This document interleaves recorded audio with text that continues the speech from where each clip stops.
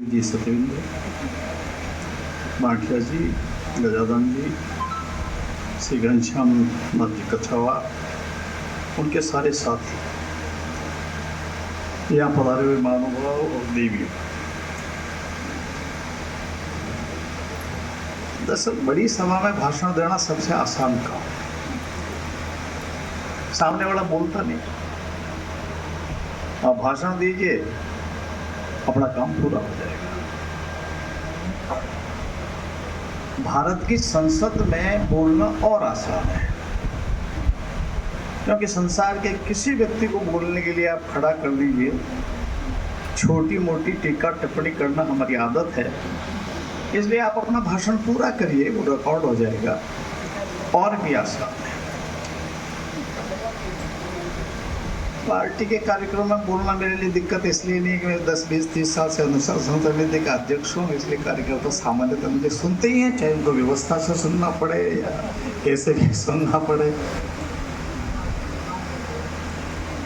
कल या परसों की घटना, ये यहाँ की म्यूनसिपलिटी के अध्यक्ष महोदय का टेलीफोन आया कि आप आ रहे हैं भाई साहब। मैंने कहा भाई साहब, इस कार्यक्रम के बाद आप मेरे घर आएंगे, हम कुछ पार्सलों के साथ आपके लिए चाय अल्पार, हो सकता है भोजन का भी छस्ता पट्टी दी हो, मैं नहीं जानता कि भोजन भी होगा। मैंने कहा आप क्या हैं?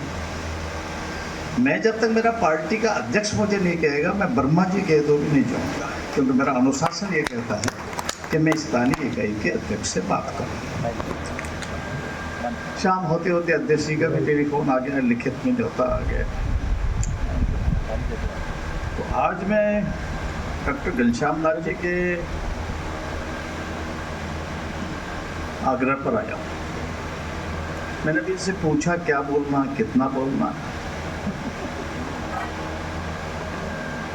अब इन्होंने गोलमाल जवाब दिया, ना तो समय बताया, न ये बताया कि क्या बोलना है। इसलिए आप ये मान करके चलें कि आज का जो विषय है वो बहुत विशद विषय है।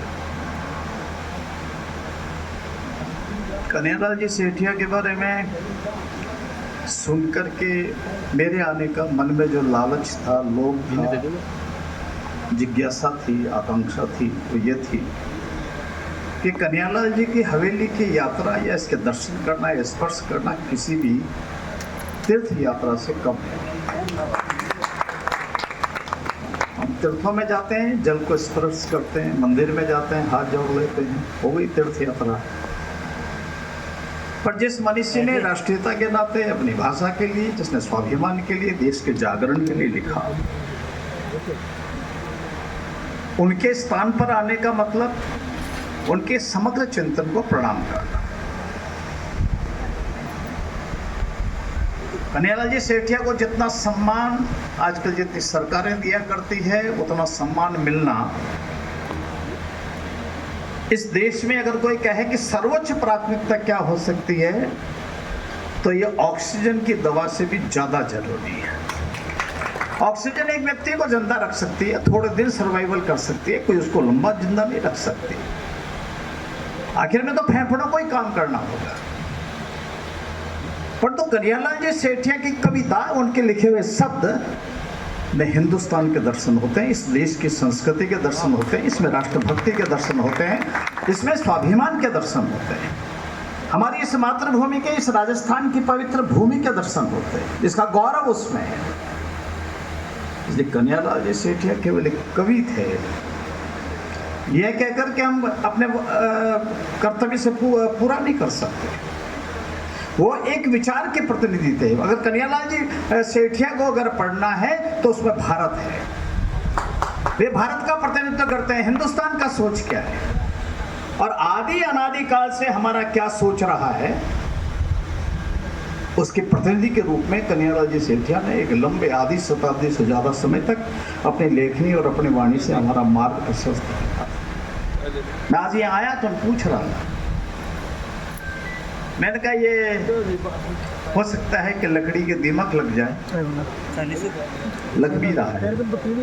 हो सकता है समय काल की परिस्थिति में ये पत्थर भी क्षणित हो जाए, परंतु कन्हैयालाल जी के लिखे अक्षरों में न दीमक लग सकती है न कोई बीमारी लग सकती है। उनके लिखे अक्षर अमर है, अजर है। और इसलिए आज घनश्याम जी आप टोली ने जो ये कार्यक्रम आयोजित किया उसके लिए मैं आपको हृदय से बधाई देता हूँ। मैं इस बात के लिए आपको बधाई देता हूँ कि सामान्यतः अपने लोगों के लिए, अपने लोगों को माला पहनाने के लिए इस देश में सुबह से लेकर शाम तक कर्मकांड होते रहते हैं। और इसलिए आपने कन्हैयालाल जी सेठी के किया, आप उनके 150 पीढ़ी में भी कोई रिश्तेदार नहीं है, पता लगा क्या? ये भाव काय को जागृत हो। पर जब ये किसी से कहेंगे कि मैं कन्हैयालाल जी सेठिया पे कार्यक्रम कर रहा हूं, तो लोगों के मन में इनके प्रति, इनके काम के प्रति सम्मान पैदा होगा। और इसलिए सबको जिनको अच्छा लगा हो एक बार ताली बजा दो। और जिनको ये लगा कि हम तो आराम से बैठे हुए थे घर में, कचौरी ऐसा दिन था, आराम से कचौरी समोसा सुबह का नाश्ता कर रहे थे, कहाँ बीच में घनश्याम जी आ गए, कहाँ हमको बुला लिया। किसी को कष्ट हुआ तो हाथ खड़ा कर सकते हैं, कोई नहीं, बस यही कोई। और इसलिए मेरा एक निवेदन करना है कि हम सबको और कुछ करें या ना करें, हमको अपनी मिट्टी के प्रति हमारी वफादारी कितनी है, हमारी सभ्यता के प्रति हमारा सोच कैसा है, हमारी संस्कृति का हम कितना पोषण करते हैं, भारतीयता हमारे में कितनी है और हम भारतीयता के साथ कितना जीते हैं। बड़े बड़े भाषण होते हैं, बड़े बड़े पद होते हैं, बड़ी बड़ी गाड़ियां होती है, बड़े बड़ी धन और दौलत होते हैं, महल होते हैं, माड़िए होते हैं, परंतु उसमें भारत नहीं दिख पाए। अगर भारत किसी को ढूंढना होगा, यदि राजस्थान ढूंढना है, तो कन्हैयालाल जी सेठी की किताबों में, उनके शब्दों में, उनकी कविता में। इसलिए मैं ऐसा मान करके चलता हूँ कि सुजानगढ़ को अपेक्षा करते हैं, वैसे आप कर ही रहे हैं। इस कार्यक्रम को एक वार्षिक उत्सव, सुजानगढ़ का वार्षिक उत्सव बना पाएंगे। आप इतना करिए, हम लोग साथ लगते हैं कि होते होते इसको थोड़ा सीमा से बाहर निकल आए। करते करते कहीं राजस्थान में भी ऐसा कोई विषय चल पड़े तो ये राजस्थान का भी समारोह बन पड़े। कन्हैयालाल सेठी हमारा प्रतिनिधि है, राजस्थान के प्रतीक है। जब राजस्थान में गौरव के साथ किसी बात को कहना होता तो कन्हैयालाल जी सेठिया का उदाहरण देते हैं। इसलिए मैं ऐसा मान करके चलता हूँ कि आज के इस कार्यक्रम में जितने लोग आए हैं, मैं सबके चेहरे देख रहा था, मैं कौन क्यों आया है ये भी देख रहा था कि इससे कन्हैयालाल जी से कोई लेना देना भी है कि नहीं है। फिर मेरे को एक बात समझ में आई कि कन्हैयालाल जी के लिए आने वाले लोग ये आयातित तो नहीं। भाई कई बार होता है ना, गजानन जी को टेलीफोन कर दिया, आज हमारी भीड़ थोड़ी कम है, अपनी टीम को भेज देना। हम भी कई बार म्यूनसिपलिटी के चेयरमैन साहब को कह देते हैं कि आपके मेट मिस्त्री, ये जो सफाई कर्मचारी सारे हैं, उनके थोड़े लोग लिया ना कुछ नरेगा की भीड़ लेके आ जाना, गाड़ी से लेके आ जाना। इसलिए आप अगर तय कर लें, मैं आपके साथ खड़ा हूं। आप तय करिए तो कन्हैयालाल जी सेठिया का ये जन्मभूमि, ये भौम एक गौरव के साथ स्थायी महत्व प्राप्त कर ले, ऐसा कुछ न कुछ हो जाए। तो मेरे ख्याल है कि प्रारंभ करिए, एक बार बैठते हैं, कोई छोटी टीम के साथ बैठते हैं। मैं कलकत्ता गया था, उनके सुपुत्र भी वहाँ, उनका मेरा मिलना हुआ था, और हम निश्चित रूप से इस दिशा में कुछ कर सकें।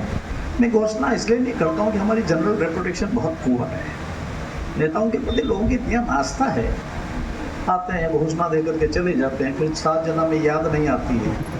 मैं ऐसी कोई बात करना नहीं चाहता हूँ। मेरी मन की इच्छा है कि आप लोग बैठ कर के विचार करें क्या कर सकते हैं, व्यावहारिक रूप से क्या हो सकता है, स्थायी रूप से क्या हो सकता है। दोनों बातें, कन्हैयालाल जी सेठिया की स्मृति तो रहे, पर कन्हैयालाल जी सेठिया की लिखी हुई लेखनी अमरत्व प्राप्त करें। उन्होंने जो लिखा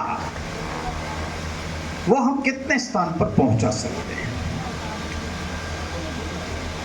ये हमारे जो स्नेही मित्र हैं, हमारे गुरु हैं, जस्ट है, अभी इन्होंने अपनी उम्र बताई, उसे लगा मेरे से बड़े भी हैं। मैं भी इनके चक्कर में पत्थरों के आ गया। मैं एक बार सांसद था तो मैं आहुआ चला गया। मैं तो उससे पहले कभी आहुआ गया। आहुआ का 1857 आहुआ का धरना दुनिया में जाना जाता है। एक मनोज चारण कभी बैठे हुए, उसे मिला नहीं हो जाता, पर मेरी उससे वैसी बात हुई। मैंने इसे कहा था एक कविता लिख।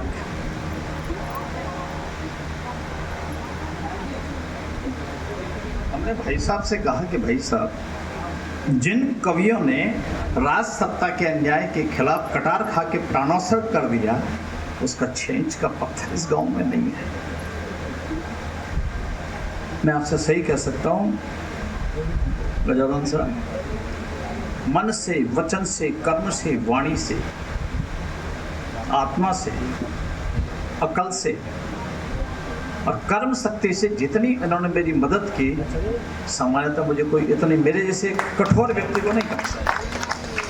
और इसके कारण दुनिया का एक सत्याग्रह उद्यान बनकर के हुआ, मैं खड़ा हुआ और खड़ा होकर फिर ये तय किया कि इसके ऊपर कविताओं का संग्रह करें। पुराने जितने किताबें आई है उस पर आपने पुस्तक का भी प्रकाशन किया, पहली किताब थी वो। अब तो इसके ऊपर बहुत कुछ काम हो गया। और तब एक बात इन्होंने कही, पहले हम सोचते थे कि हम चारण कविता कहते थे, योद्धा जो है सिर कटा देता था, युद्ध भूमि में चला जाता था, हमारी ये मोनोपोली मानी जाती थी, पेटेंट है चारणों का, वो युद्ध में जो कहते थे हो जाता था। पर ये तो चारणों के विचारण है। मैं वहाँ जब रहा तो करते करते इन्होंने मुझे 1857 पढ़ाया। गया तो मैं धरने पे, धरने की बात समझ आया। पर मैं आपको सही कह रहा हूँ कि मैं कविता तो नहीं लिखता। जब मेरे को 1857 इन्होंने बताया, मुझे तब तक नींद नहीं आई जब तक मैंने 1857 का स्मारक आहुआ में खड़ा किया। आप कल्पना कर सकते हैं, एक तरफ अंग्रेजों की सत्ता, राजा महाराजाओं के साथ उनकी संधि, आजादी की बात करने वाले को फांसी से कम सजा नहीं, और वहां का एक छोटा सा, उसमें 100 घर नहीं होंगे, 100 वाक्य था। वहां का खुशहाल सिंह चापात कहता है अंग्रेजों, तुम भारत छोड़ के तुमको जाना पड़ेगा। जोधपुर के राजा ने बुला के कहा तुम क्या कर रहे हो? उनकी संधि हो रखी थी राजाओं के साथ। मैं आपको इसलिए ये सारी बात कहना चाहता हूँ कि आपके शब्दों में जो सेठिया जी के शब्द हैं या सुजानगढ़ की जो ताकत है ना, इसको कम मत आंका। तो उन्होंने कहा कि अंग्रेजों के खिलाफत नहीं करोगे, उनका आप अंग्रेजों का समर्थन नहीं करोगे। उन्होंने जिसका दमन चक्र अंग्रेजों के कहने से किया, 1000 सेना के साथ 2 उनके सेनापति ओनाड सिंह पंवार और राजमल लोढ़ा के साथ में आहुआ पे अटैक किया। आहुआ उसमें 100 घरों की बस्ती हो गई। जोधपुर की सेना परास्त हुई, दोनों सेनापति मौत के घाट उतार दिए गए। मैं इसलिए, मुझे कोई कहता है 1857 का इतिहास क्या है, मैंने कहा इधर उधर किताब झांकने की जरूरत नहीं। उन दोनों की स्मृति में उनके वंशजों ने जो ऊपर लिखा कि यहाँ आकर के इस तारीख को ये बागरोटिया फलाना ढींगड़ा में आए और यहाँ वीर गति को प्राप्त हो गए, वही तिथि है, वही मिति है, वही स्थान है, वो इतिहास बन करके खड़ा हो गया। आज वह इतिहास में अमर हो गया। इन्होंने मुझे कहा कुछ करो। मैंने कहा यार, हम चारण तो कविता सुना के सब कुछ करा लेते थे, ये पंडित जी मेरे से क्या कराना चाहते हैं? मैं कोई राजा नहीं हूँ, मेरे पास कोई रियासत नहीं है, मेरे पास कोई धन नहीं है, दौलत नहीं है। मैं कहा चलिए। मैं उनकी एक कुलदेवी थी सुगाली माता। मैं ये सब बात आपको इसलिए कहना चाहता हूँ, स्वाभिमान क्या होता है। जब तक सुजानगढ़ वाले के लोगों के मन में इस सारे विषय को लेकर स्वाभिमान खड़ा नहीं होगा, मन में ये आग नहीं लगेगी ना, जब तक घंटे 2 घंटे के बाद ये कार्यक्रम समाप्त हो जाएगा, भूल भी जाओगे, फिर अगले साल फिर कोई करेगा तो देखेंगे।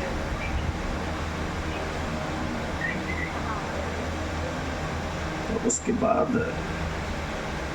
हमने कहा क्या करें।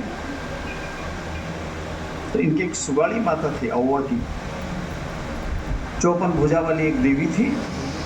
अंग्रेज हर बार पीटे तो अंग्रेजों ने पूछा नहीं इस अव्वा में है क्या, गांव तो इतना छोटा। उन्होंने कहा कि सुगाड़ी माता युद्ध लड़ रही है इसलिए अपन हार जाते हैं। उसने अपनी सेना को आदेश दिया इनके सुगाली माता को उखाड़ करके ले आया जाए। वो गए, सुगाली माता के मंदिर में से उसको उठाया, उसके हाथ खंडित हुए, मूर्ति को खंडित अवस्था में ला करके गोडाउन में डाल दिया। ये बात 1858 की है। कितने वर्ष हो गए? सब 158 हो गया। अब लगभग एक लंबा कालखंड इसमें से निकला है।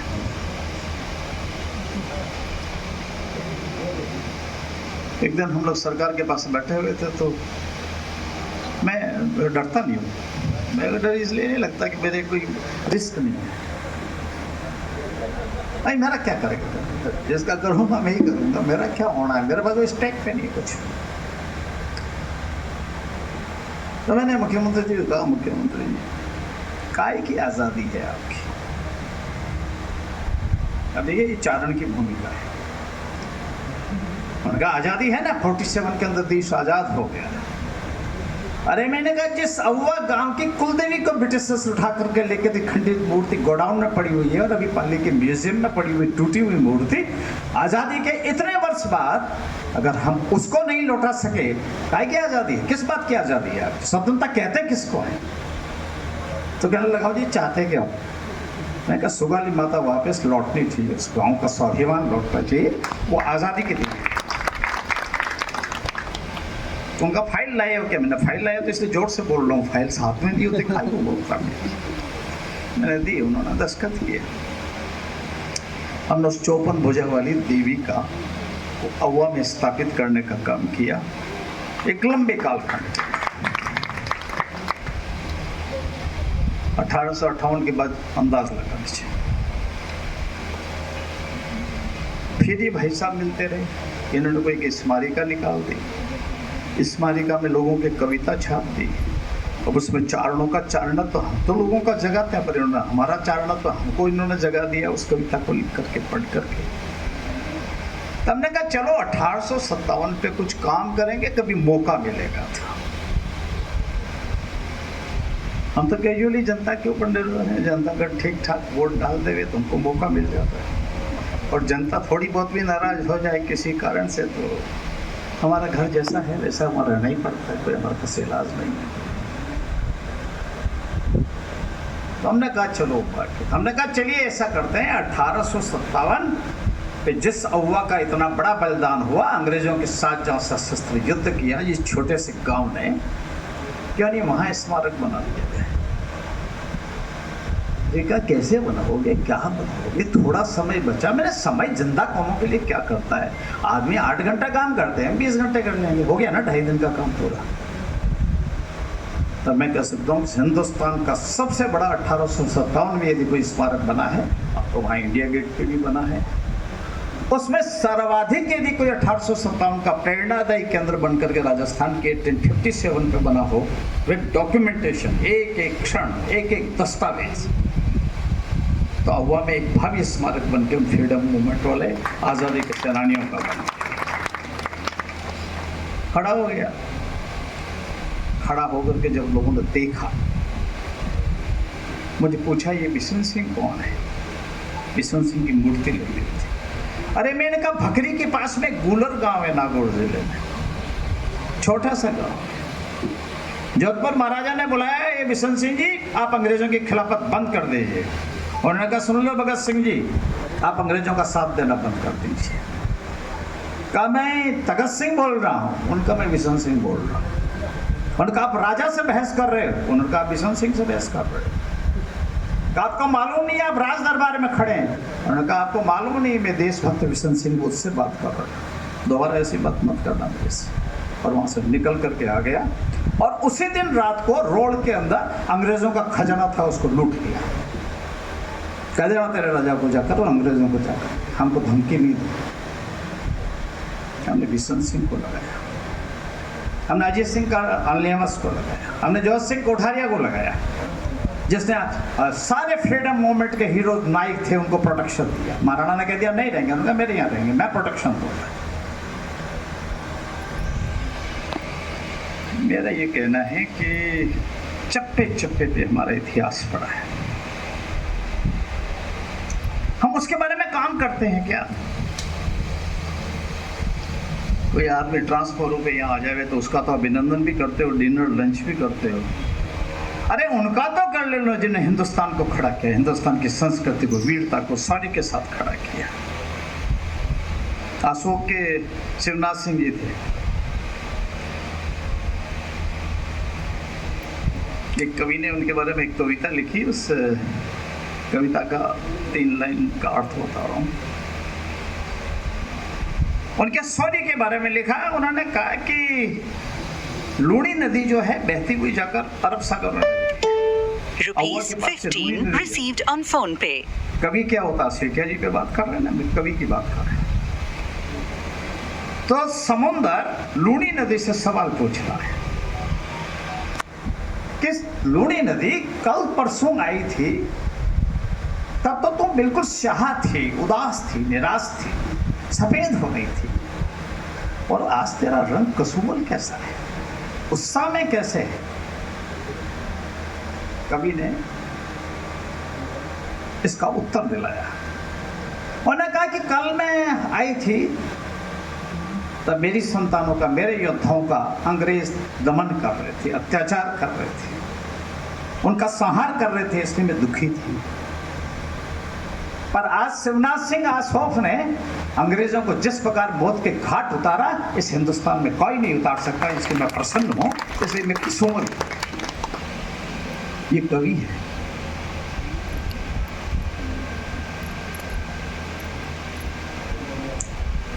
मेरा आपसे ये कहना है कि कवि को मत आंको।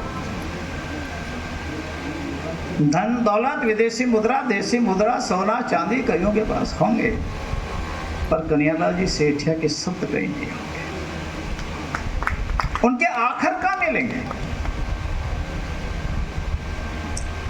उनको इस धरती के प्रति लिखा गया जो उनका साहित्य था, वो साहित्य आपको कहां से मिलेगा?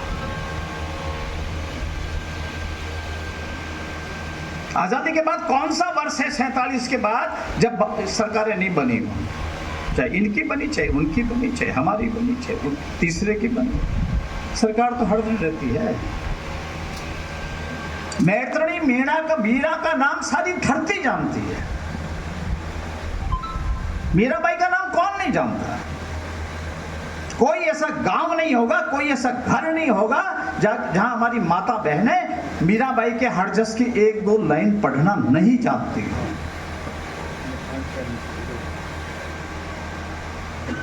हमने हमारी चौराहों पे मूर्तियां लगा दी, सुबह शाम लोग आके हमारा कोई माथा काट के ले गए, कोई हाथ तोड़ के ले गए। FIR दर्ज कराते हैं, हमारी मूर्ति लगी थी, उसका माथा काट के ले गए। क्यों लगाई थी भाई? मीरा के लगा देते, लोग फूल चढ़ा के चले जाते, काटने की क्या नौबत। हमने तय किया कि हम मेड़ता के अंदर मीराबाई का एक भव्य स्मारक बनाएंगे।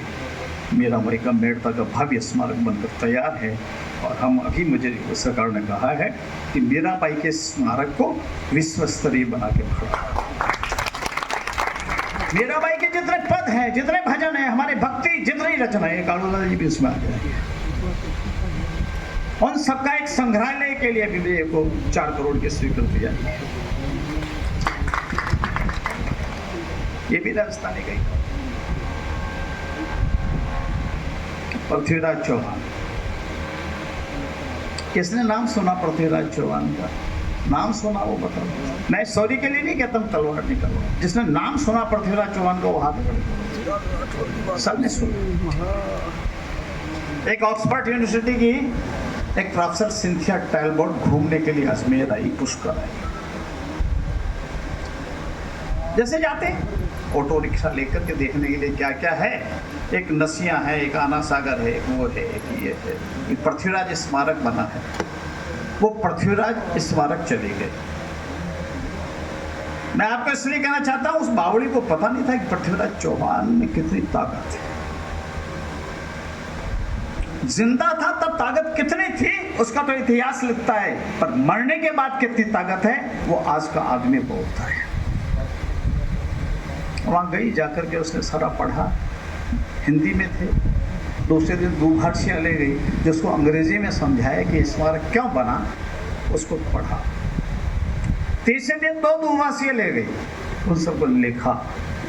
तीसरे दिन 2 और लेके गई और उसने उसका कंक्लूजन निकाला और तय किया कि मैं अब पृथ्वीराज चौहान पे काम करूंगी। बावली आई तो ऑक्सफोर्ड से थी और पृथ्वीराज चौहान पे काम करने के लिए निकल पड़ी। ये ताकत है हिंदुस्तान के अंदर, ये हमारे सूरों में, वीरों में ताकत है। 12 साल उन्होंने काम किया। मुझे किसी ने कहा लगाओ जी आपका नाम ऑक्सफोर्ड में छपा। मैंने कहा भैया मैं तो थामड़ा के स्कूल में पढ़ा हुआ हूँ, मेरा ऑक्सफोर्ड से कोई लेना देना नहीं। अरे यार क्या बात करते हो भाई साहब, हमने पढ़ा है। मैंने कहा यार भाई मेरे थामड़ा के स्कूल को तो ऑक्सफोर्ड नाम का कोई मार्ट साहब भी नहीं रहे, नाम का सवाल ही नहीं उठा, मेरा क्या लेना देना। बाद में इधर उधर से पता लगा तो कहा हाँ एक किताब आई है, उसमें आपके बारे में 20-25 पेज लिखे। पता लगाया लास्ट हिंदू एम्परर पृथ्वीराज चौहान के नाम पर सिंथिया टैलबर्ट की जो रिसर्च वर्क था उसमें हमारे स्मारक के बारे में जो हमने बनाया उसके बारे में उसने रेफरेंस दिया और उसने एक बात कही जो मैं यहाँ उल्लेख करना चाहता हूँ। ये सब सेठिया जी का संदर्भ है। उसने ये कहा कि हिंदुस्तान में लोग आएंगे और चले जाएंगे,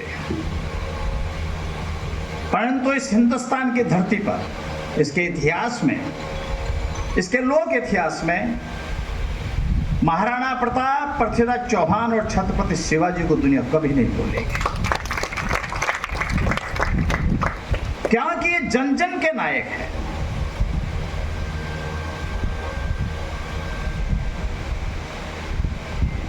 और हमारे लोगों ने 6 इंच का भाटा ही पृथ्वीराज चौहान का वहां नहीं लगाया। मुझे सरकार ने एक बार चेयरमैन बना दिया डेवलपमेंट अथॉरिटी का। बस गजानन जी के यही हमको सहयोग मिलता है। पैसे टके की तो हमें कोई जरूरत नहीं है, ईमानदारी से आपको बताता हूँ, इसलिए जरूरत नहीं है कि पैसे टके से आदमी बिगड़ता है, सुधरने के चांस कम है। पर यदि काम करोगे तो समाज सहयोग करता है। सरकार में था, मैं चेयरमैन था डेवलपमेंट अथॉरिटी। हमने कहा चलिए ऐसा करते हैं, 1700 फीट की हाइट पे तारागढ़ पहाड़ की पर्वत श्रृंखला जहाँ से फोर्ट चालू होता है वहाँ पृथ्वीराज का स्मारक बनाएंगे। लोगों ने क्या शेख चिल्ली के सपने क्यों देखते, तो फॉरेस्ट का पहाड़ है, उस पहाड़ पे कोई जाने की बकरी नहीं चढ़ सकती। आप क्या करोगे, क्या करेंगे, पृथ्वीराज चौहान को खड़ा करेंगे और क्या करेंगे। और आप सबको आश्चर्य होगा कि हिंदुस्तान का पहला पृथ्वीराज चौहान का यदि कोई विराट स्मारक बन के खड़ा हुआ तो अजमेर के तारागढ़ पहाड़ के ऊपर बन के खड़ा।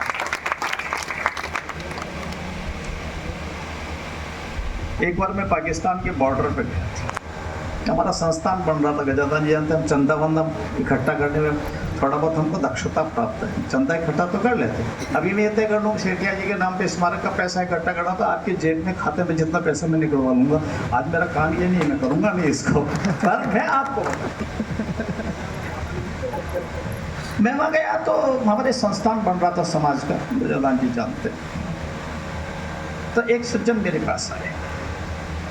मैं आपको ये सब छोटी छोटी बातें इसलिए कर रहा हूँ, इनमें से 20, 30, 40 कार्यकर्ता खड़े हों।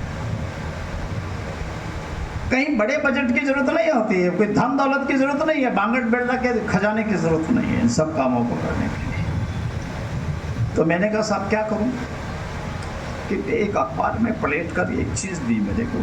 कहा भाई साहब जोधपुर से पहले आपको माताजी की कसम इसको खोलना मत। अरे मैंने कहा यार कोई अफीम फकीम तो नहीं, सारा लफड़ा हो जाए, अब मेरे को मरवा दो, है क्या। कहा नहीं ऐसा कुछ नहीं है, पर जोधपुर से पहले नहीं खोलोगे। तो उन्होंने सौगंध खिला दी, हमने भी हमारे उसमें बैग में रख लिया। पर मने की रूह छोटी थी, यार ऐसा क्या है इसमें कि मैं जोधपुर से पहले नहीं खोल सकता, है क्या। मेरे साथ मेरे मित्र भी और थे। मैंने कहा यार क्या क्या हो सकता, कल्पना करो। सबने कल्पना के घोड़े दौड़ा दिए और हमने कहा दिखते जाओ यार, जिसकी घोषणा सही होगी उसको यार फिर आज डिनर हमारी तरफ से हो गया, और तो क्या कर सकते, एक अच्छा खाना खिलाएंगे आपको। मैंने आकर जोधपुर में उस किताब खोला, उसमें किताब देखी और किताब का नाम था a case of Sindh, GM Sayeed, जिसने 1934 में पाकिस्तान की मांग की थी सबसे पहले। और पाकिस्तान में जाके बड़ा मियाँ जब आज़ाद अलग हो गया पाकिस्तान, तब वहाँ कहता है कि सिंध अलग होना चाहिए। उन्होंने कहा सिंध अलग होना चाहिए, जेल में टिका दिया, जेल में टिका दिया और राष्ट्रद्रोह का मुकदमा चल गया। हमारे हिंदुस्तान में तो सब चला, आज भी कोई कुछ बोल दे कौन रोकने वाला है? वहाँ कोई बर्दाश्त करता है क्या?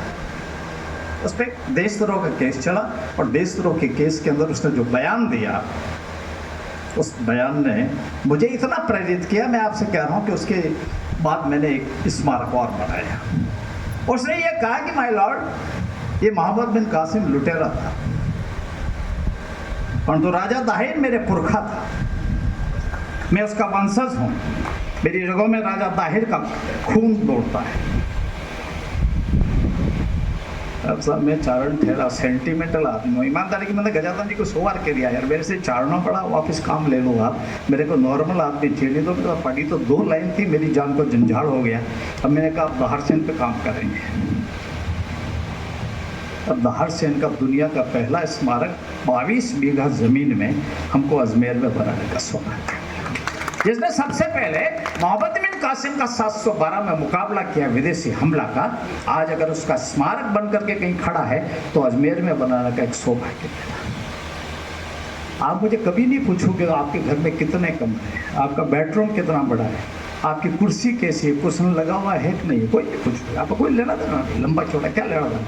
मैं प्लास्टिक की कुर्सी पर आज भी मेरे दफ्तर के लोगों को बैठा तो मुझे कोई नहीं कहता कि हमें कंफर्टेबल कुर्सी पर बैठाएंगे, पर उसमें से स्वाभिमान खड़ा होता है, उसमें से देश खड़ा होता है। इसलिए मैं आप सबको इसलिए कह रहा हूँ, इसलिए आज अपने दिल और दिमाग में कन्हैयालाल जी सेठिया को बैठा था।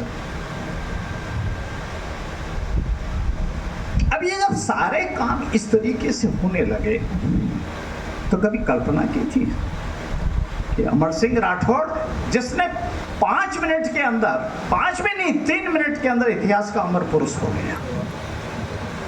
सलावत खान ने उसको गंवार कहने की कोशिश करी और उसने अपनी कटार से उसका काम तमाम कर दिया। गई बोल पाया, वार तो बोल ही नहीं पाया बेचारा, बस शाहजहां का साड़ा था। मैंने कहा राव जी क्या गंवारी बात करते हो, ये कहना चाहता था। वो बोला राव जी गा बोला, इतने में तो कटार से उसके सीने के 2 टुकड़े कर दिए। अमर सिंह राठौड़ इतिहास का अमर पुरुष हो गया। जितने यहाँ के सूरों पे, वीरों पे, राजाओं पे, महाराजाओं पे उतना लोगों ने नहीं लिखा जितना अमर सिंह राठौड़ पे लिखा है। और तो छोड़ो, कठपुतली के छोटे छोटे जो ख्याल होते हैं उससे अमर सिंह राठौड़ अमर हो गया। गांव गांव में लोग जानने लगे अमर सिंह राठौड़ है क्या। घनश्याम जी आपने कार्यक्रम तो बुला लिया, गलती से मुझे गलती से बुला लिया। आज अगर कन्हैयालाल जी सेठिया की स्मृति का कार्यक्रम है तो ये पिंड छोड़ के जाने नहीं दूंगा। क्या कर सकते हैं, कैसे कर सकते हैं, सारी टीम बैठे सोचे विचारे।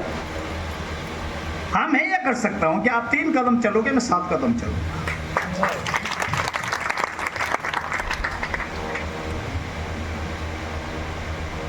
हमने कहा नागौर में अमर सिंह राठौड़ का 2 इंच का पत्थर लगा हुआ नहीं, कैसे नींद आती है। हमने कहा अमर सिंह राठौड़ का स्मारक बनाएंगे। आप जानते हो अपने यहाँ तो वोटों का झगड़ा ज्यादा है। हमें लोगों ने कहा आप हमारे स्मारक तोड़ दो, पर ठाकुर को हमारी छाती पे मत बैठाओ नागौर में आप। मैंने कहा मैं क्या करूं, अमर सिंह राठौड़ तो नागौर में ही बैठेगा और उनकी जो छतरियां सर्किट हाउस के सामने वहीं बैठेगा। हाँ मैं तुम्हारा तेजाजी का स्मारक भी बना दूंगा। मैंने तेजाजी भी लोक देवता, उनका भी स्मारक खंडार बनाया। पर मैंने कहा फिर जांबाजी तो बहुत 29 नियम वाले थे, उनका क्यों नहीं बने। तो पीपा सर जहाँ उनका जन्म स्थान है वहां भी एक स्मारक बन खड़ा हो गया। मैं नागौर जिले में पैदा हुआ ना। अब सतदेव जी मेरे को कविता कह करके मैं ये करना चाहता हूँ, वो करना चाहता हूँ, मैं ऐसे कर लेता हूँ, वो कर लेता हूँ। सतदेव जी मैं जो अभी को बोल रहा हूँ ये आपके आने वाले समय के काम है सारे जो करने होंगे आगे। मैं अभी तो भूमिका बना रहा हूँ, आपके चक्कर में आके मुझे ये करने पड़े। अब आप इन सबके चक्कर में आके सेठिया जी के कार्यक्रम में तो आ गए, तो खाली कैसे जाओगे। कुछ तो करने का मन में विचार लेके जाओगे ना यहाँ से।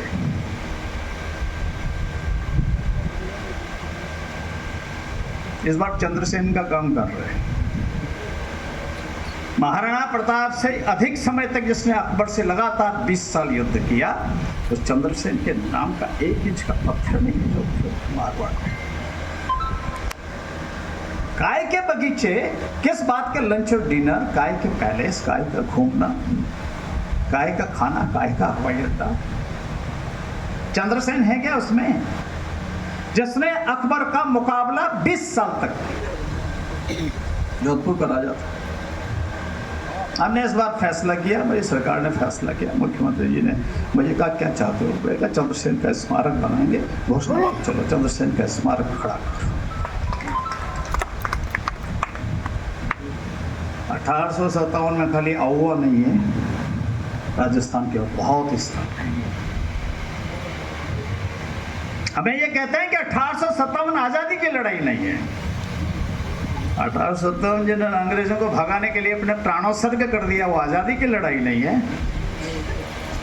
आपने तो केवल भजन और रामधुन गा के ही तो आजादी की लड़ाई लड़ी भाई। हम उसको प्रणाम करते हैं, उसको कम नहीं आता, मैं उनका स्वागत करता हूँ, अभिनंदन करता हूँ। पर क्या हम 1857 को भूल सकते हैं?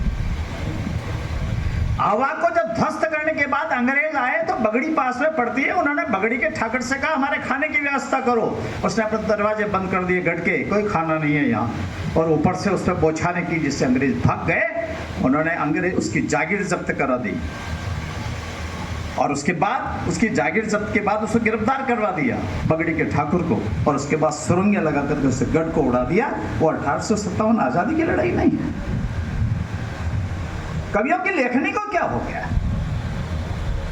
आपकी शाही में किसी ने पेटेंट करा रखा है कि आप क्या लिखोगे क्या नहीं लिखोगे। आलियावास ने सशस्त्र अंग्रेजों के खिलाफ युद्ध किया, सुरंगें लगा करके आलियावास की गढ़ को उड़ा दिया गया। वो आजादी की लड़ाई नहीं है। इस बार हमारे मुख्यमंत्री माननीय भजन लाल जी ने घोषणा की, उन्होंने हमसे कहा कि 1857 के जो नायक हैं उन सब के गांवों में स्मारक घोषित बनाएंगे, और उन गांव को स्वतंत्र गांव से विभूषित करेंगे कि आजादी के गांव। स्वाभिमान उसमें से खड़ा हो गया। आज की पीढ़ी को हम क्या देना चाहता है? क्या सोचते हैं हमारे 6 प्लॉट वाले और 28 वाले और लाल बत्ती की गाड़ी वालों से कोई प्रेरणा लेगा क्या? आज की पीढ़ी, नौजवान बैठी है पीछे से, ये कैसे प्रेरणा लेंगे? हमारे पास क्या है ऐसा, हमने समाज को क्या दिया जिससे आने वाली पीढ़ी देशभक्ति के लिए खड़ी हो सकती है?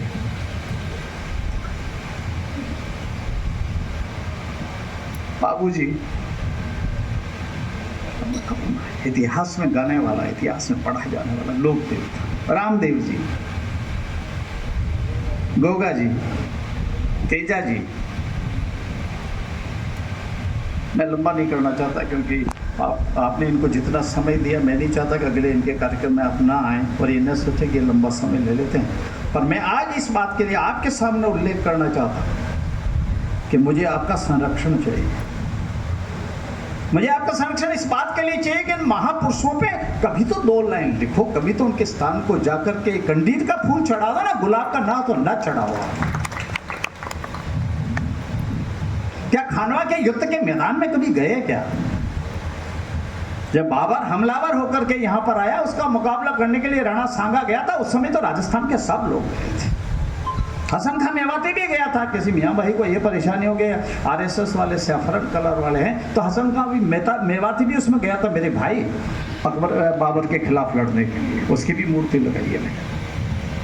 उस युद्ध के मैदान में 1 किलोमीटर लंबा स्मारक बनकर के खड़ा है। इस बार लगभग 3 करोड़ लगाकर हम उसको और भव्य बनाने की कोशिश करेंगे, ताकि वो बुलंद दरवाजा है ना फतेहपुर सीकरी वाला, उस तक जरा लाइट का रिफ्लेक्शन डाल सकें। यहाँ राणा सांगा खड़ा है।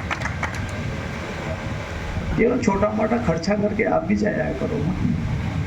मैं जानता हूँ पुष्कर में जाने से पुण्य मिलता है, हरिद्वार में जाने से और पुण्य मिलता है, राम जी के जाओगे तो अगले जन्म का कल्याण मिलेगा। पर मैं गारंटी से कह सकता हूँ, अगर यहाँ जाओगे तो आपके बच्चों के संस्कार प्रचलित भी होंगे, अच्छे भी होंगे, और नई पीढ़ी को उससे प्रेरणा देगी।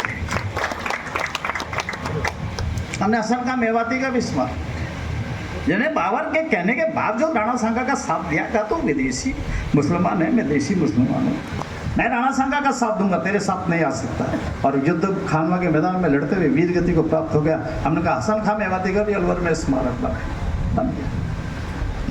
ऐसा नहीं कोई हम पूजा पद्धति से काम करते। अलीबाग से भगवान कृष्ण की भक्ति का पाठ करता था, ख्याल करता था। मुडावर में हमने उसका स्मारक बनाया, राजा का जैसा किला होता है वैसे हमने उसको पहाड़ पे उसका एक स्मारक भी बना के खड़ा किया। ये अली बख्श का स्मारक है, जिसने भगवान के कृष्ण को रसखान की तरह जिसने गाया था। ये कुछ सांस्कृतिक दृष्टि से हमको काम, देवरानी जी का काम भी करते हैं, भरतरी जी का भी कर रहे हैं, सैन महाराज भी है, परशुराम जी भी है, गोरा बादल भी है, झाला मन्ना भी है, राव शेखा भी है, रूपा जी कृपा जी भी है, संत रविदास पे भी काम हुआ है। ऐसा देखोगे तो सब प्रकार के प्रयास करेंगे। ऐसा अब तक करके ये काम किया है और हम मान करके चलते हैं कि महापुरुषों पे जो काम करेंगे उसके लिए पछताने की जरूरत नहीं। बाकी काम करके पछताना हो सकता है। अब आप कह सकते हो हम आपके चक्कर में क्यों हुए, आप क्या हो, कह सकते हो। आपको पंजाब जी ने बुलाया तो इनको क्यों, तो हमसे क्यों कह रहे हो। हम तो कोई एक आधी अच्छी कविता ठीक से भाषण सुनने आए थे, हम इसलिए थोड़ी आए थे कि हम आने वाला समय इस कारण लगाते हैं। ऐसा भाव आ सकता है। एक जैसलमेर के महारावल थे हरराज, वो चारों तरफ कवियों से घिरे रहते थे। कवियों की कविता, वीरता, सूरता, नीति के गीत सुनते रहते थे। उनकी महारानी परेशान हो गई, ये कैसा राजा है, सुबह से शाम तक ये चारण कवियों से घिरा रहता, कवियों से घिरे रहता है। कभी छंद सुनता है, कभी वीर रस की कविता सुनता है, कभी और सुनता है। न कोई घर की बात, न कोई जेवर की बात, न सोने की बात, न धन दौलत की बात, न राज्य के विस्तार की बात। उसने कहा देखो जी बहुत हो गया, अब इन कविराजा को यहाँ सरवन्ना कर दो। अब मैं मान लो 10 मिनट बोलूँगा तो आप कह सकते हो लखाओ जी क्यों बोला, अभी तुरंत इनका भाषण खत्म करो, मुझे को पर्ची दिलवा सकते हो।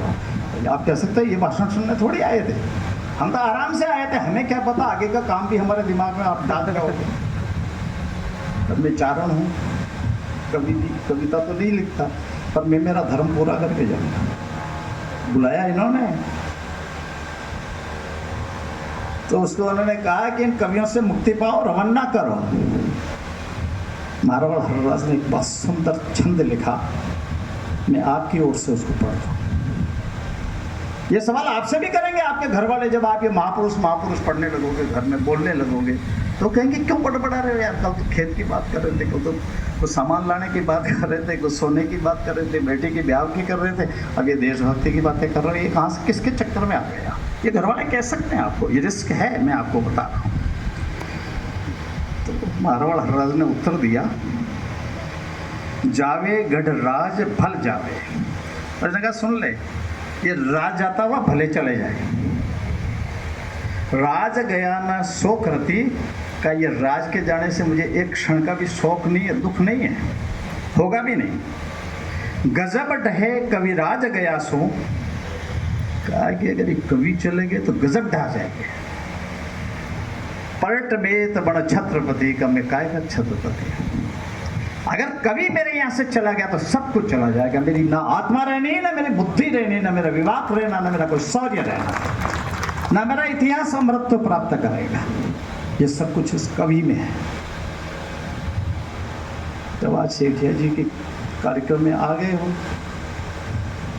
तो खाली तो क्या जाओ। और मैं ऐसा मानकर के चलता हूँ कि जब हम इस प्रकार के कार्यक्रम आयोजित करते हैं तो इन कार्यक्रमों का कोई निमित्त होता है। कालूलाल जी निमित्त हो गए, इन्होंने लोक संगीत के क्षेत्र में, राजस्थानी संगीत के क्षेत्र में एक विशेषता हासिल की, इन्होंने नाम उजागर किया राजस्थान का, इनका अभिनंदन एक निमित्त हुआ। परंतु जिस जगह आयोजन किया, अब ये पता नहीं, ये बोलते हैं पत्थर। अब ये हवेली में चारों तरफ जहाँ कन्हैयालाल जी सेठिया ने गीत लिखे होंगे, उच्चारित किए होंगे, 4 बार बोले होंगे, फिर करेक्शन किया होगा, वो यही काम करते थे। और इसलिए मैं ऐसा मान करके चलता हूँ कि देश में कहीं भी चले जाए, मैं 1-2 मिनट 2-3 मिनट में अपनी बात पूरी करूंगा क्योंकि समय इनका हो रहा है। एक अमेरिकी पत्रकार भारत में आ गया। उसने कहा यार इसमें है क्या इस देश के अंदर, समझ में नहीं आ रहा। कभी राम भक्ति का काम चल रहा है, कभी कृष्ण भक्ति का काम चल रहा है, कभी आज़ादी की बात चलती है, कभी ये जागरण, कभी वो जागरण, कभी राम जन्मभूमि का काम। तो उन्होंने अयोध्या से लेकर के जहाँ तक राम सेतु बना हुआ है, राम सेतु, वहाँ तक वो यात्रा करके आया और वो मार्ग ढूंढा जिससे भगवान राम जी वन गमन करके गए थे, और वापस उस रास्ते से आए जो इतिहास और हमारे धार्मिक ग्रंथों में लिखा कि राम जी इस रास्ते होते हुए वापस आए अयोध्या 14 साल के बाद। उसके बाद उन्होंने एक बहुत सुंदर पुस्तक लिखी, परंतु उसका मैं एक उन्होंने सार लिखा। वो सार इसने लिखा, arrow of the blue skinned god retracing the Ramayana through India. उन्होंने कहा कि रामायण है वो इस भारत की आत्मा है, आत्मा में भ्रमण करता है, लोगों के मन में बसा हुआ ग्रंथ है। इंडियन लैंड में be ruled by alien from time to time but never her mind. का लोगों ने शासन किया होगा इस भारत के ऊपर, पर भारतीयों के दिमाग पर शासन किसी ने नहीं किया। नेवर हर सोल, उसकी आत्मा पर भी किसी ने शासन नहीं किया। And it always India that does the digesting. का ये तो भारतीय जो सबको हजम कर जाता है, वो तो यहाँ लेके कुछ नहीं गया पर उनको हजम कर गए भारत वाले। But somehow a noblest sense of Indianness, उन्होंने कहा उसे एक कारण है कि इनमें भारतीयता बसती है, इसमें देशभक्ति बसती है हिंदुस्तान के लोगों में। इसलिए दुनिया आएगी और जाएगी, चली जाएगी, पर हिंदुस्तान यही रहने वाला है। वो तुम्हारी आत्मा को निकाल के जो काम की चीज़ है उसको रख लेंगे, ये अपनी खासियत है। इसलिए आज के इस कार्यक्रम में भी जो सार है वो गहलाना, ये नहीं हो कि इस कार्यक्रम को खाली वैसा कार्यक्रम समझ के हम कर लें। लोग कहते हैं आज मेरा फलाना आया, उस देश का आदमी आया, उसका ऐसा भाषण हुआ, ऐसा अभिनंदन हुआ। बीबीसी का एक पत्रकार है मार्क टूली, सबने नाम सुना था, बहुत पॉपुलर बीबीसी का पत्रकार था, रोज हम बीबीसी से उसको सुनते थे। उसने देहरादून के एक स्कूल में भाषण देने गया और भाषण देने में उसने जो बात कही, मैं उसको 4 लाइन को कोट कर रहा हूं। उन्होंने कहा जब पश्चिम स्वयं अपने जीवन मूल्यों पर पुनर्विचार कर रहा है, ये पश्चिम वाले इंग्लैंड, अमेरिका, यूरोप के सारे देश, वो सोच रहे हैं हमारे हम कहाँ डूब रहे हैं, हमारी सभ्यता खत्म हो गई, हमारा जीवन शैली खत्म है।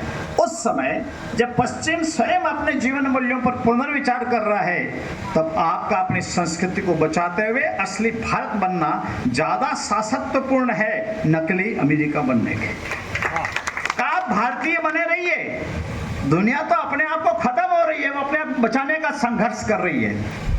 इसलिए मैं आपसे निवेदन करना चाहता हूं कि आप इन सब परिस्थितियों के अंदर अपनी जो आवाज़ है आपकी यहाँ पर सुजानगढ़ की बहुत महत्वपूर्ण बात है कि सेठिया जी यहाँ के हुए, देश और दुनिया में उन्होंने नाम रोशन किया। उनके गीत को आज भी धरती धरोहर और भी बहुत सारे गीत हैं, उनका संग्रह भी छुपा। मैं गया था वहाँ जेठलिया जी के पास में एक बार, उसको संग्रह को मुझे पढ़ने का अवसर भी मिला, तो अपन मान के चले। पर अब एक बात है, आपके मन में ये आ जाएगा ये लखावत जी तो आज हमको चक्कर में डाल के जा रहे हैं, हमको क्या मिलेगा। आ सकता है, देखो मेरे जाने के बाद 4 लोग आपको कह भी सकते हैं यार ये लखावत जहाँ भाषण देता है ना वो ऐसा काम करता है, आप चक्कर में मत आ जाओ। तुलसीदास जी को किसी को पूछा था कि आपका राज सम्मान होने वाला मत चलो, उन्होंने कहा कि संतन को का सीकरी से काम, हमारा क्या लेना रहना इनसे। और जब कुंभन से कहा तो उसने कहा भैया मैं नहीं जाता, मेरी चप्पल घिस जाएगी वहां जाने में, मुझे क्या मिलेगा राज्य सरकार और सत्ता के सामने जाने से। मैं इसलिए आपसे कह रहा हूं उन सब चीजों में कुछ नहीं है जिसके बारे में आभा मंडल दिखता है, सूर्य शाम से लेकर के टीवी घूमता दिखाता रहता है। इसको असली आत्मा तो आपके सुजानगढ़ में है, इसमें आपका सत्व है, इसमें आपका अभिमान है, इसका अपना स्वाभिमान है, इसमें आपकी आत्मा है, आपका इसमें ज्ञान है, आपका विज्ञान है, आपकी धरती बोलती है। अब इस बोलने वाली धरती पे हम कितना काम करते हैं ये हर सब को सोचने का विषय है। और मैं ऐसा मान करके चलता हूँ कि मैंने लगभग राज्य में मुझे 60 से अधिक स्मारक बनाने का अवसर सरकारों ने समय समय पर दिया। अब भी कोई महाराणा प्रताप एक बड़ा सर्किट बना रहे हैं, ब्रज 84 को उस पर काम कर रहे हैं। 20, 30, 40, 50 स्मारक और भी बन पाएंगे, उतनी कोशिश करेंगे। हाँ, मैं इतनी बात आपको कह सकता हूँ कि हम एक सांस्कृतिक पोर्टल बना रहे हैं। उस सांस्कृतिक पोर्टल में हम सेठिया जी को प्रमुखता से कितना उसका भागीदार बना लें, वो हमारा सौभाग्य होगा। मैं मेरी टीम को कही कहूँगा कि राजस्थान का जो सांस्कृतिक पोर्टल दुनिया के सामने रखा जाए, उसमें इनके जीवन व्रत और इनके कर्तृत्व और व्यक्तित्व को उसमें रखने का प्रयास करें। मुझे गैर कवि को आपने बुलाया, मेरा इनसे कोई परिचय नहीं था, ईमानदारी से बता देता। ये जो कोरोना पीरियड आया ना, तो ऐसे ही बैठा रहता था। मेरी एक छोटी पोती है, तो उन्होंने कहा दादा साहब आपके मोबाइल में मैं फेसबुक डाल दूँ क्या? अब मुझे मालूम नहीं फेसबुक क्या होती, मेरा तो कभी काम पड़ा नहीं था फेसबुक से। यानी ये क्या होगा कि इसमें बात कर सकते हो आप, बाहर तो जा नहीं सकते कोरोना के अंदर, न कोई अपने यहाँ आ सकता है। उसने मेरे फेसबुक से मुझे उस पोती ने जोड़ दिया, और फेसबुक पे करते करते देख रहा था तो ये मेरे चक्कर में आ गई। इनके कुछ ठीक ठाक लिखा हुआ था, मैंने कहा ये भाई काम का लगता है, इससे अपन जुड़ जाएं। हमने इनको रिक्वेस्ट भेजी कि आप हमसे जुड़ जाइए, इन्होंने हमको कहा कि आप हमको जोड़ लीजिए, और तब से जोड़कर मुझे पता नहीं था कि सेठिया जी की हवेली में मुझे बुलाएंगे। आपने मुझे बुलाया, उसके लिए हार्दिक स्वागत, अभिनंदन। आप सबके दर्शन का लाभ दिया, मैं अपना सौभाग्य समझता हूँ, और मैं मान करके चलता हूँ कि आज का ये कार्यक्रम हमारे लिए आगे काम करने का रास्ता तय करेगा। मैं नेताओं की तरह घोषणा नहीं करना चाहता, क्यों अखबार वाले मित्र हैं, कल कहेंगे कि नेता की तरह फिर एक घोषणा हो गई। अगर कुछ हो जाएगा तो मिलकर यहाँ सब बैठ कर के उस काम को करेंगे। आपने मुझे बुलाया, बहुत बहुत धन्यवाद।